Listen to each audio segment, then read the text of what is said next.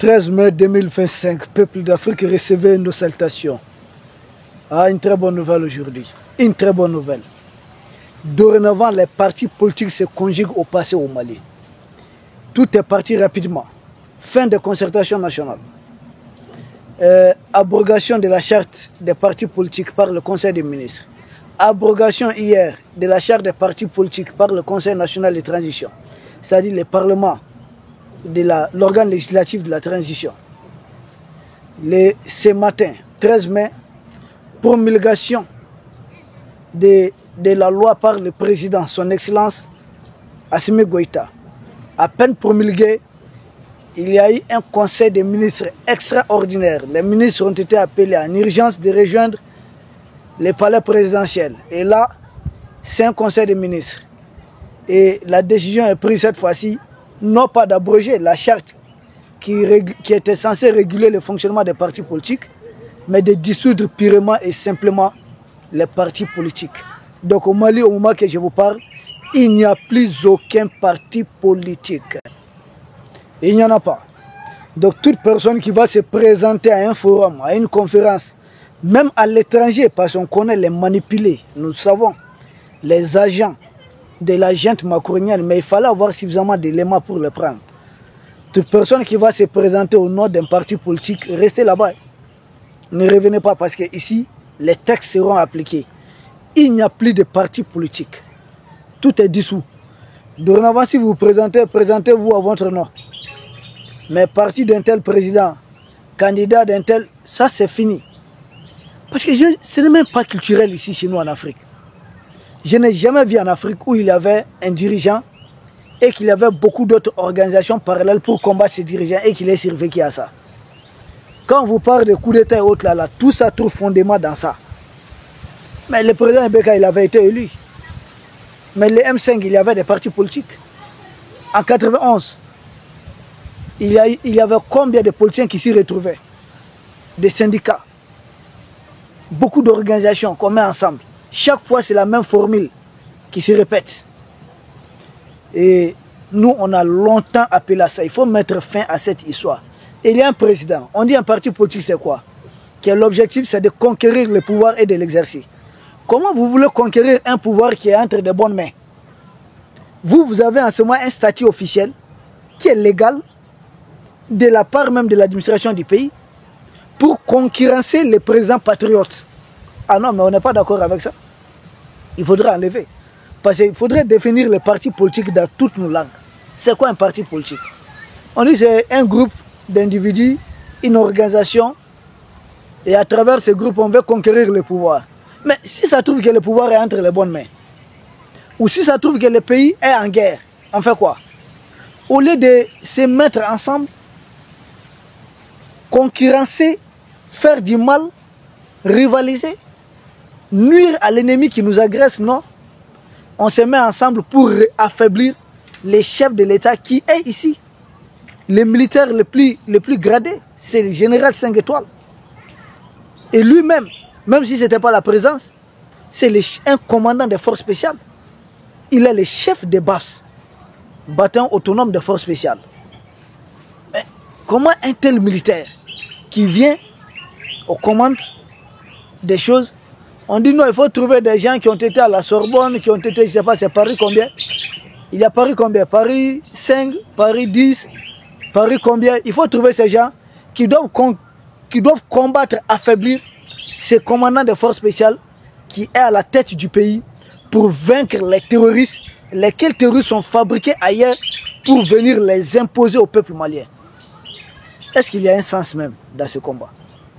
Si tel est le cas, est-ce qu'il y a vraiment un sens? Permettre à des organisations, permettre légalement à des organisations d'affaiblir les chefs d'État, d'affaiblir les institutions. Vous les avez vus devant le palais de la culture? Ah bah la dictature, ça comme ça. J'ai dit c'est quoi la dictature? Tout pouvoir est en soi une dictature. Il ne faut pas tomber dans le vocabulaire des impérialistes, c'est facile ça. Bon, les quelques-uns qui disent qu'ils ne sont pas d'accord, si vous voulez réellement faire la politique, il y a beaucoup d'opportunités que je vais vous présenter. Vous pouvez aller chez M. Alassane Draman Ouattara, il paraît que lui c'est un grand démocrate. Que si vous partez là-bas, vous pouvez créer votre parti politique que vous allez exercer librement. Chez Alassane Draman Ouattara, c'est une très bonne destination d'ailleurs que nous proposons. Premièrement. Mais seulement si vous allez là-bas, n'oubliez pas de demander à l'ancien président ivoirien, le président Laurent Gbagbo, que pourquoi il est radié de la liste électorale. Là, vous comprendrez que Ouattara est tout sauf un démocrate. Là, vous comprendrez qu'on ment aux Africains. On dit des pays africains une démocratie tant que les impérialistes sont en train de pomper nos ressources. Si nous disions non, ils disent c'est la dictature. Mugabe était plus démocrate, si les vrais sens du mot, plus que beaucoup de ses impérialistes. Mais il avait été toujours traité de dictateur. Parce qu'ils ne faisaient pas leur affaire. Ceux qui veulent faire la politique, être voilà, membre d'un parti politique, ils peuvent se rendre au Togo, chez Faure Gnassingbé. Il paraît que là-bas, c'est une démocratie. Il n'est pas suspendu de la CEDEAO. Maintenant, on dit qu'il est président du conseil. Faure Gnassingbé, il est membre de l'Union africaine. Lui, selon la France, selon les larbins de la France qui dirigent ces organisations, Faure Gnassingbé est un bon démocrate. Donc là-bas aussi, vous pouvez aller être des bons militants là-bas et faire la politique. Seulement arriver chez Faure Gnassingbé, demander à ses opposants comment ça s'est fait là-bas la démocratie. Comment la politique s'y déroule. N'oubliez pas de demander ça au passage. On nous parle de démocratie. Et si vous faites un tour au Sénégal qui est cité comme un exemple, saluez les nervis de Macky Sall de notre part. Dites-leur qu'ils ne sont pas contents de plus de 60 jeunes Sénégalais qu'ils ont eu à assassiner. De tous les blessés qui restent pour le moment sans justice. Dites-leur ça de notre part. Pour le moment ici, on essaie d'ouvrir les yeux grandement. Montrer A plus B que la fameuse démocratie, comme l'a dit l'autre impérialiste Jacques Chirac, que c'est un luxe pour les Africains. Ça ne colle pas avec notre culture. Parce que la démocratie telle qu'elle est écrite, si c'est vraiment le pouvoir de la majorité, la voix de la majorité, mais l'Afrique est démocratique en ce moment sur tous les plans, dans tous les domaines. Parce que pour se marier même en Afrique, là, il faut prendre l'avis des autres membres de la famille. Chez eux, ce n'est pas comme ça. Vous vous retrouvez à un coin de rue et puis vous vous agenouillez, veux-tu m'épouser? C'est comme ça chez eux. Chez nous, ce n'est pas comme ça. Comment veux-tu m'épouser avec enfant d'autrui? Vous allez voir ses parents et les parents vont se concerter. Et des gens qui manquent cette culture viennent nous dire, voici le modèle qu'il faut. Et un très mauvais modèle pour eux. En Afrique, même quand il y a palabre entre voisins, c'est d'autres voisins qui viennent et puis le problème est tout de suite réglé. Tout s'est fait en Afrique par concertation. Moi, j'ai fait des villages par le passé. Au moment des récoltes, des moissons, vous allez voir au village, chaque famille faisait sortir quelqu'un, envoyer en tout cas se faire représenter à la moisson. Donc c'est tout le monde qui travaille ensemble. Et ces jours-là, on mange ensemble. Il y a meilleure démocratie que ça. Qu'est-ce qu'on est en train de faire encore aux Africains? Même ce qu'on appelle nos monarques là, ils ne décidaient jamais seuls. Ils avaient toute une cour autour d'eux. Il y avait les grandes familles qui étaient là, qui étaient consultées avant toute prise de décision. Mais les chefs de village, puisqu'ils n'ont pas de chefs de village, mais ils veulent nous imposer un modèle qui ne colle pas ici. Ils nous ont amené des maires et autres. Les maires là ont volé toutes nos terres. Vous voyez là où je suis? Il y a non loin ici un marigot, une mare. Mais je vous assure que même l'intérieur là, ça a été lotissé. Pour bloquer. Ah mais attendez, c'est pas sérieux. Et c'est ce qui va provoquer l'inondation. C'est ce que les maires là ont fait. On nous apporte ça. Les chefs de village, vous aviez seulement besoin d'apporter un peu de cola, un peu du sel. On vous donne une parcelle et puis vous allez fonder votre famille. Mais maintenant, il faut des millions pour avoir une parcelle en Afrique. On a suffisamment de terres. C'est quelle culture ça? Et ils appellent ça la démocratie. Ils appellent ça la démocratie. Et quand on parle, les pseudo-intellectuels de l'université Paris combien? Ou bien des sortis de l'université d'Avar? Ou de quelle autre université? Nous sortent de forme. Non, la démocratie est bonne, mais c'est l'application de la démocratie qui pose problème. Mais si vous ne parvenez pas après 10 ans, 20 ans, 30 ans, à appliquer convenablement quelque chose, soit ce n'est plus vous le problème, c'est plutôt la chose là qui est un problème. Parce qu'on ne peut appliquer que ce qui est applicable. Mais non, non, j'ai vu certains en train de renvoyer la balle. On fait croire que non, ce n'est pas la démocratie en soi qui est un problème. Mais c'est plutôt les pseudo-démocrates qui constituent un problème. Je dis, mais si finalement on n'a pas de démocrates pour appliquer leur démocratie, continuons avec la démocratie africaine. Pourquoi vouloir à tout prix? Moi, mon problème, c'est la fameuse démocratie sortie de la conférence de Bâle de François Mitterrand. C'est ce que je ne suis pas. Je ne suis pas du tout d'accord avec ça. Il faut mettre fin à ça. Parce que ça n'arrange que les descendants de François Mitterrand. Parce que depuis en tout cas que moi j'ai vu cette démocratie, depuis nous on l'a connue, on n'a presque plus de chemin de fer. Nous ne transformons plus. On produit en peine. Et puis la démocratie a commis les plus grands dégâts. Je parle de la démocratie occidentale qu'on a imposée ici. Les plus grands dégâts que cela a commis ici chez nous, vous savez c'est quoi? Beaucoup parlent de la destruction de nos matériels, de nos armées, de vivre ensemble. Vous savez, pour moi, les plus grands dégâts commis par cette démocratie qui ne correspond à rien. Il faut que l'Afrique s'invente. Même pas l'Afrique, chaque pays africain, chaque peuple d'Afrique, chaque communauté d'Afrique doit avoir son propre mode de gouvernance. Mais on était administré avant l'arrivée du colon. On était administré. On était tranquille, on avait nos armées. On avait nos fonctionnaires. Pourquoi ils viennent nous imposer un modèle et puis ils disent, à travers ça, qu'ils sont venus nous civiliser? Pour dans la plupart des cas, des gens qui ne faisaient même pas leur toilette, qui disent venir civiliser des Africains qui connaissaient c'est quoi faire une toilette. Mais c'est simplement aberrant. C'est même très aberrant. Oui. Bon, le cas du Mali. Le cas du Mali. Le pays est en guerre. Les gens essaient de trouver des prétextes. Non, non, non. Nous, on est politiciens. Je suis tel membre d'un parti politique. On a droit, la Constitution nous donne ça, la Constitution nous donne ça. Donc, la Constitution, au lieu de l'utiliser pour bâtir, pour construire le pays, on veut se cacher derrière la Constitution pour être vrai collabo du colon, vrai collabo de l'impérialiste et vouloir se comporter en maître esclavagiste. Oui, oui. Vouloir nous esclavagiser, nous autres.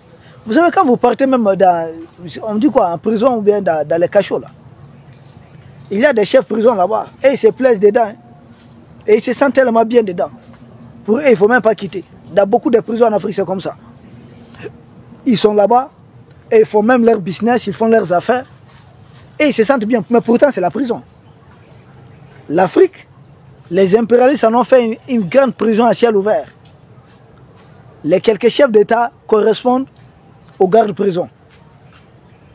Et tous ceux qui décident de libérer, de mettre fin à la prison, des dirigeants qui prennent les devants pour dire qu'on n'est plus d'accord, tels les dirigeants de l'Est, on dit qu'il faut les combattre. Et vous savez qui les combat? Les dirigeants de la CEDEAO disent, même médicaments, il faut couper. On espère que les populations vont se soulever, ils seront peut-être renversés, et qu'il y aurait d'autres valets, d'autres larbins, d'autres pions à la tête de ces États qui vont continuer à faire comme ça, endormir les populations africaines. Voici toutes les raisons. Il faut s'inventer tous les prétextes possibles. Parce que si ça réussit dans les pays de l'Est, il n'y a pas de raison pour que ça ne réussisse pas dans les autres pays d'Afrique. Et chez eux, je vois souvent des politiciens maliens qui se promènent de forum en forum. Nous sommes venus discuter, nous sommes venus parler de la souveraineté, nous sommes venus parler de développement, nous sommes venus... Qui êtes-vous qui vous envoie en mission au nom de notre pays ou bien au nom de notre peuple? Tu dis que tu es parti politique. Mais fais ta réunion avec tes militants là-bas. Mais non, non, ils font semblant, ils vont là-bas parce qu'ils sont dans des sectes. Beaucoup sont des frères maçons. Clubs comme ça, clubs... Si tout ça là, c'est des frères maçonnerie. C'est des frères maçonnerie. Et la fameuse politique, je reviens là-dessus. La fameuse démocratie.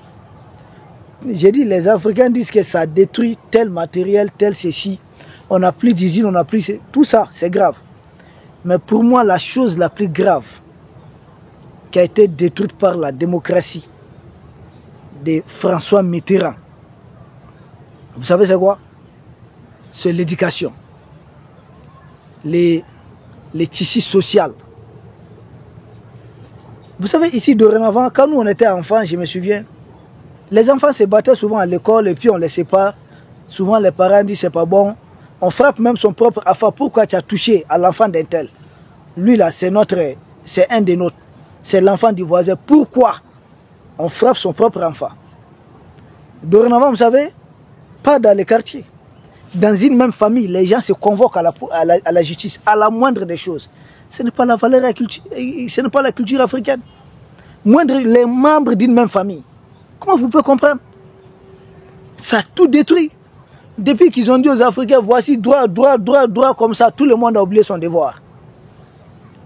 Parce que quand moi j'attendais même les mercenaires politiques ici, certains mercenaires politiques, ceci est notre droit comme ça, c'est notre droit constitutionnel, c'est notre droit.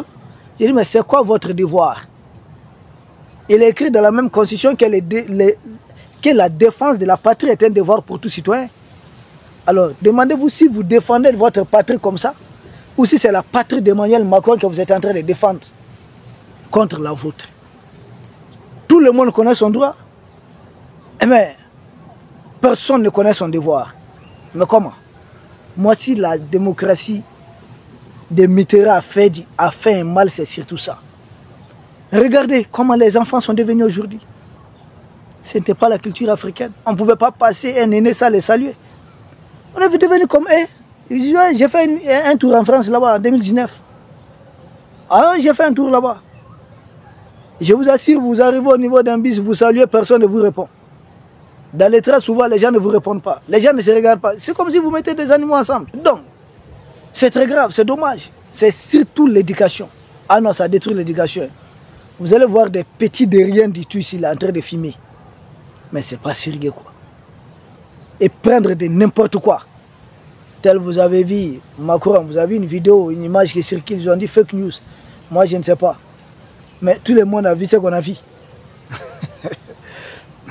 Ils ont carrément détruit. En Afrique, autrefois, quand on disait de quelqu'un, quand ils disaient qu'on était une dictature encore, on était dans nos monarchies là. Mais l'Africain n'était pas un voleur. Pour voir un voleur, il fallait peut-être passer toute une année. Et les gens sortaient de partout pour voir un seul voleur. C'était un autre événement, un autre cas. Mais aujourd'hui, je vous assure que vous ne faites pas 3 familles sans trouver un voleur. Et il y a presque dans chacune des maisons un voleur. Un petit voleur. Qui vole pourquoi? Au nom des choses interdites. Ils ont carrément gâté l'Afrique. Regardez, autrefois, il était rare de croiser une jeune dame de 25 ans qui n'est pas mariée en Afrique. Aujourd'hui, vous avez tellement dans les quarantaines qui sont nombreuses qui cherchent à se marier en vain. Pourquoi? Parce que nous avons emprunté un chemin qui n'est pas le nôtre. Dans leur chemin là, il y a très peu de mariages. Hein? Il y a très peu. Nous sommes en train d'abandonner notre culture et puis souvent certains vont à l'église ou bien dans les mosquées prier Dieu que j'ai vraiment besoin du mariage, il faut me donner. Non mais, il faut seulement laisser la culture que tu viens d'emprunter. Reviens à la culture africaine et tu vas voir, tu ne vas même pas passer 3 jours sans te marier. Bon, on est un peu dans ça. Ils ont déformé les Africains presque. Ce n'est pas que la chose matérielle. Et si aujourd'hui les dirigeants du Mali ont pris la sage décision de mettre fin à ces partis politiques, mais il y a combien de pays qui sont stables au monde qui ne connaissent pas de partis politiques? J'ai vu que Donald Trump était en tournée en Arabie Saoudite dans les pays du Golfe. Dites-moi s'il y a un seul pays dans le Golfe qui a une démocratie. Mais est-ce qu'il y a un pays africain plus stable que ces pays du Golfe-là, que l'Arabie Saoudite, le Qatar, plus prospère que ces pays? Ça n'existe pas. Mais est-ce qu'ils ne nous ont pas menti? Est-ce que nous-mêmes ne sommes pas en train de nous mentir aussi? Nous allons, nous, si la démocratie, c'est une manière de s'auto-gouverner, nous allons nous-mêmes inventer notre modèle. Les valeurs maliennes sont les valeurs maliennes, les valeurs sénégalaises sont les valeurs sénégalaises. Chacun des peuples doit se doter, doit se munir de sa façon de se gouverner. Ce n'est pas compliqué. Ce n'est pas à François Mitterrand d'en fabriquer quelque chose et puis nous envoyer ça dire que voilà, vous allez tous prendre ça, et puis votre constitution doit être calquée sur la constitution de 1958. Ça passe pas. Peuple d'Afrique, nous vous remercions. Nous sommes très contents pour ça. Nous disons à l'étape suivante, et sans doute à demain, pour un autre sujet au sommet de l'actualité.